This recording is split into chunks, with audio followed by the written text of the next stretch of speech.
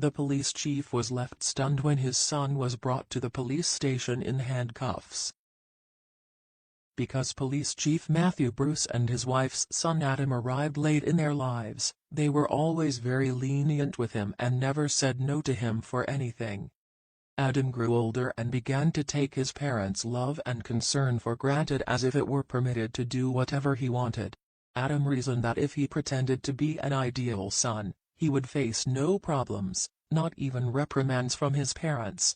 So, he began to act like a good son in front of them while engaging in all sorts of wrongdoing behind their backs, such as breaking the law. Since receiving his own car for his 17th birthday, the 17-year-old lad has broken several traffic laws. Adam, on the other hand, was always able to get away with it. His father was the chief of police in town. In the worst-case scenario, he'd get a fix-it ticket, for which he'd borrow money from his parents and pay for the cheapest repairs, keeping the rest for himself. Adam was driving home from a party with his friend Freddie one day. When he started speeding, Freddie warned him to slow down, but Adam didn't listen.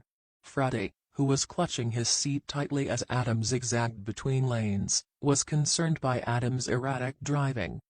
When Adam refused to slow down, he grabbed the steering wheel himself, causing the car to slide off the road and collide with a tree on the side. Adam's sentence was cut off before he could finish it. Before they could flee, they heard the siren of a police car behind them.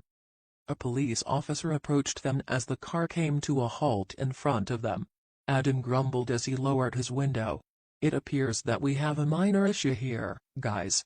I've been following your car for a while now, and I'm afraid I'll have to take you to the station for speeding. Not to mention the stench of alcohol hit my senses, and I'd like to see your driver's license," said the cop. Freddie was initially terrified of the police station. "If you don't have your license, your problem will only get worse," said the officer. Adam smirked and handed his driver's license to the cop. He said he was giving it to the office as proof that he was the police chief's son, and he showed a picture of himself with his father. The officer's face instantly fell, and he let Adam leave with only a fix-it ticket. "Good night, sir," Adam chirped as he drove away. However, when he returned home that night, Caroline noticed the car's condition, which bore a dent right in the front. She had a nervous breakdown. "How do you explain it, Adam?" she demanded. Adam continued that an officer was also there who let the boys off with a fix-it ticket. But Caroline grew increasingly frustrated and said, "Money doesn't grow on trees, and this is the third time you've come home with those tickets."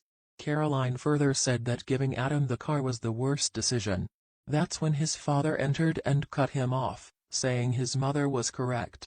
His father immediately said that Adam was not to touch the car without his mother's permission. Adam went to his room, clearly not listening to his parents.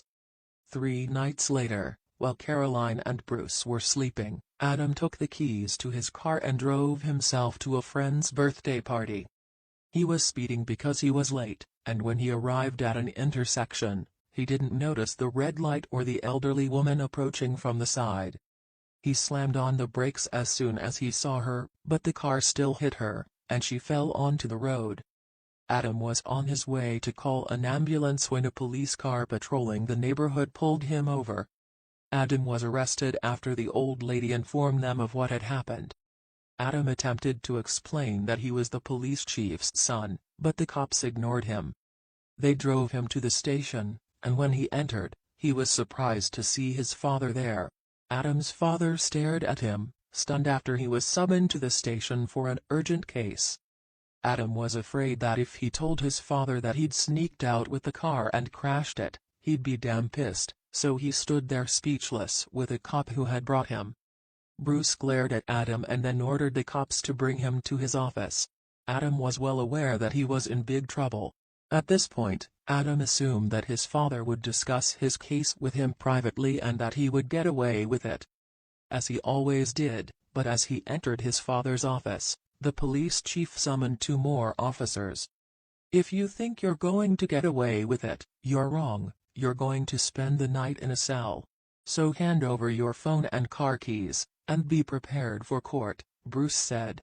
Adam finally told his father the truth, begging him to let him go and promising not to make the same mistake again, but Bruce would not let him off the hook. This time, he wanted his son to go to trial and be fined heavily.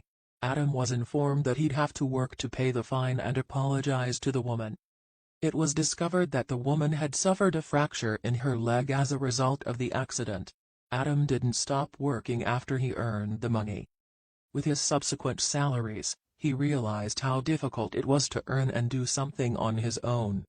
He bought his mother a new phone and also reimbursed his parents for money he'd taken for car repairs in the past and promised to always obey them.